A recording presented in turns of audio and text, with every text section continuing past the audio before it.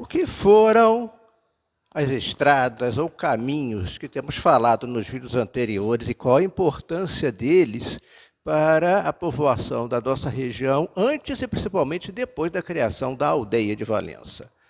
Vamos ver um pouco a respeito disso hoje. Estamos aqui de um ângulo diferente, aproximando um pouco a região central da cidade, antigo centro histórico, para que vocês possam ver melhor alguns detalhes mais adiante, a igreja de Nossa Senhora do Rosário, a Rua dos Mineiros, que vamos falar dela oportunamente, ao Morro do Rosendo, onde se ergue o Cruzeiro. Pouca gente sabe o nome daquele morro, chama-se Morro do Rosendo. Se você está aqui conosco ainda, não se esqueça de curtir esse vídeo, de compartilhar, se inscrever no canal, acionar o sininho das notificações, a fim de conhecer alguma coisa a respeito da história da nossa cidade. E vamos para o vídeo, então.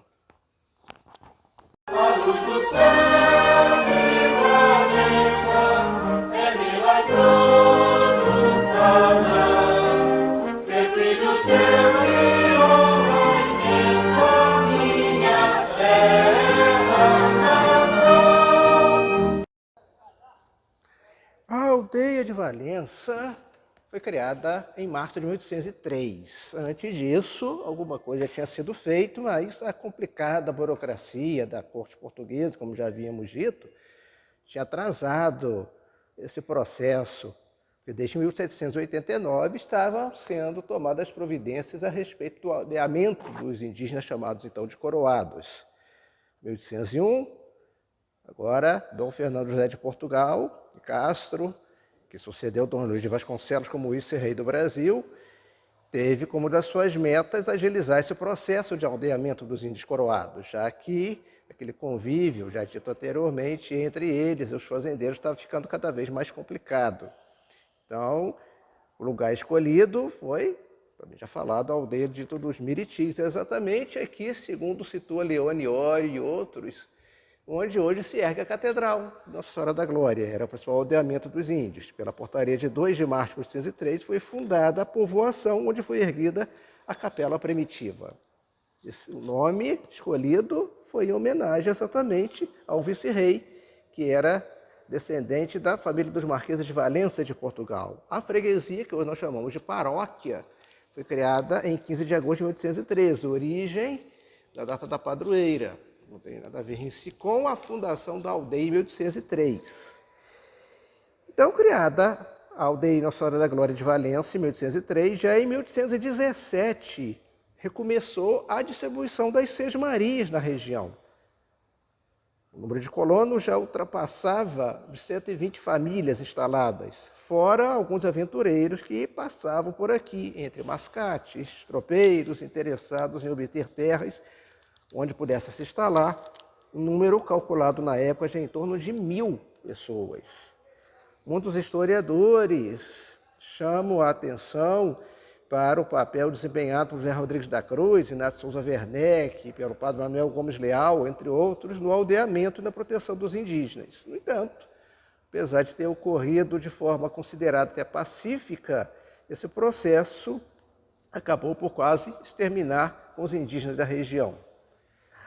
As sesmarias, que foram pedidas ao vice-rei para estabelecimento dos índios agora sedentários, nunca foram concedidas, na verdade, exceto uma localizada na parte do sertão conhecida como Santo Antônio do Rio Bonito, depois chamada de Conservatória dos Índios. Assim como ocorreu com todas as aldeias da província do Rio de Janeiro, no final do processo de ocupação do território, restou apenas a população branca, que logo aumentou, atraída pela fertilidade do solo. Os poucos índios que sobraram foram se mudando para outras localidades, como Pomba, São Vicente Ferre e Carangola, já na província de Minas.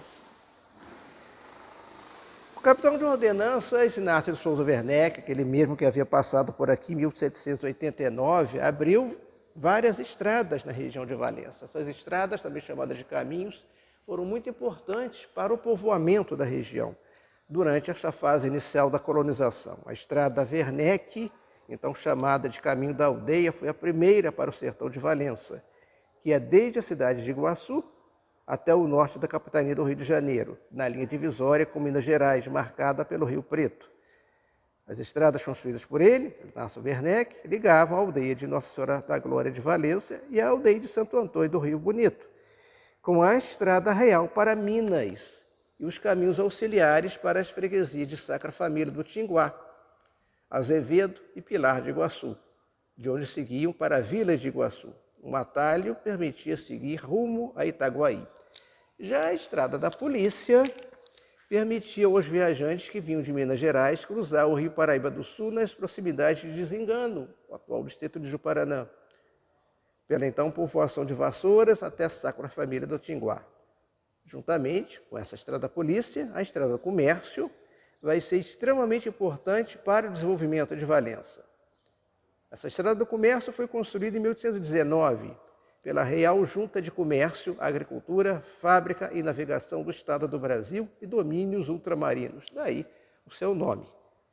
Começando no Porto de Iguaçu, próximo ao Caminho Novo, tomava direção sul, transpondo a Serra do Mar, passava por Veracruz, Maçambará, até atingir as margens do Rio Paraíba do Sul. Daí ela se bifurcava em duas variantes.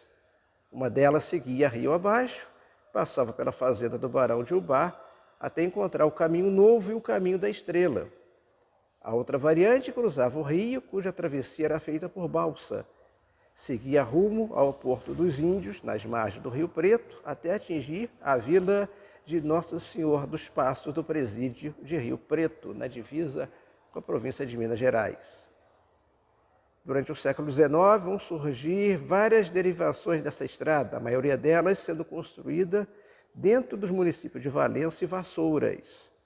Destacamos que a sua construção beneficiou principalmente as principais fazendas do Barão de Ubá, que formavam um complexo de 14 sesmarias, cujas principais eram as propriedades de Ubá e Casal. Esse barão foi um dos mais influentes membros da Junta do Comércio e também aquele que articulou a construção da estrada, pela qual o naturalista francês Auguste Saint-Hilaire percorreu em 1820, que ele chamava também de Estrada Nova. Já a Estrada da Polícia tinha como objetivo ligar o Rio de Janeiro, que era a capital, ao sul da província de Minas Gerais, passando pelo Vale do Paraíba. Foi aberto em 1820 pelo intendente de polícia do Rio de Janeiro, Paulo Fernandes Viana. Daí também o nome dessa estrada. Esse Paulo Fernandes Viana era uma das mais importantes figuras da corte de Dom João VI. Muito beneficiada por essa estrada foi a Fazenda Santa Mônica, que era então propriedade do Marquês de Baipendi. Paulo Fernandes e Manuel Jacinto Nogueira da Gama ganharam várias doações de terra feitas por Dom João VI, o que explica a sua atuação na construção desses caminhos, que muito vão beneficiar as suas propriedades. De fato, era de grande importância para as fazendas de Vassouras e de Valença essa estrada da polícia, que foi descrita por Joaquim José Teixeira Leite, futuro barão de Vassouras, como única fonte de vida e prosperidade. A estrada começava no rio Pavuna e seguia por 5 léguas até a subida da Serra do Mar, efetuada em um trecho denominado João Paulo. Atravessava as serras de Santa Ana e das Botas, passava em Simão Antônio, próximo a Tinguá, subia a Serra do Matacães e chegava à fazenda de José Rodrigues Alves, onde mais tarde foi fundada a cidade de Vassouras. Daí seguia as margens até as margens do Rio Paraíba do Sul. Sendo Santa Mônica, a estrada tomava a direção da aldeia de Valença para daí atingir a vila Nosso Senhor dos Passos do Presídio de Rio Preto. Essa estrada da polícia é exatamente aquela rua que desce pelo Serra dos Mascates, popularmente conhecida como Morro da Torre. É aquele ali que é a chamada estrada da polícia. Importante ressaltar também que a cidade de Valença se desenvolveu exatamente no entroncamento dessas duas estradas, a do comércio e da polícia. Um fato natural, uma vez que por ali circulavam tropas destinadas ao comércio, as famosas tropas de mascates de mineiros que por aqui passavam pela nossa Rua dos Mineiros. Era pelo chamado Caminho da Aldeia, aberto por Inácio de Souza Werneck, que se fazia a ligação do sertão de Valença com a aldeia dos Araris em Rio Bonito, seguindo pelo Rio das Flores e, por outro lado, colocando-se em contato com a Estrada Geral para Minas e os caminhos auxiliares do Pilar, do Azevedo e do Tinguá. freguesia já de Sagrada Família do Tinguá. Essas vias possuíam grande importância para a interiorização do território e para a passagem de um grande número de indivíduos que contribuíram de uma forma ou de outra exatamente para a criação de aldeias e núcleos de povoamento. Eram viajantes, tropas das zonas mineiras, na direção das proximidades de Zingano, numa tentativa de fazer em rio acima a travessia para a margem direita do Paraíba, indo ter as vizinhanças do Riacho das Mortes, evitando um percurso muito mais longo pelo caminho do comércio. A travessia de uma margem para a outra do Paraíba era feita em barcas de passagem, carregadas de mercadorias e de animais que não atravessavam a nado, e nem em canoas.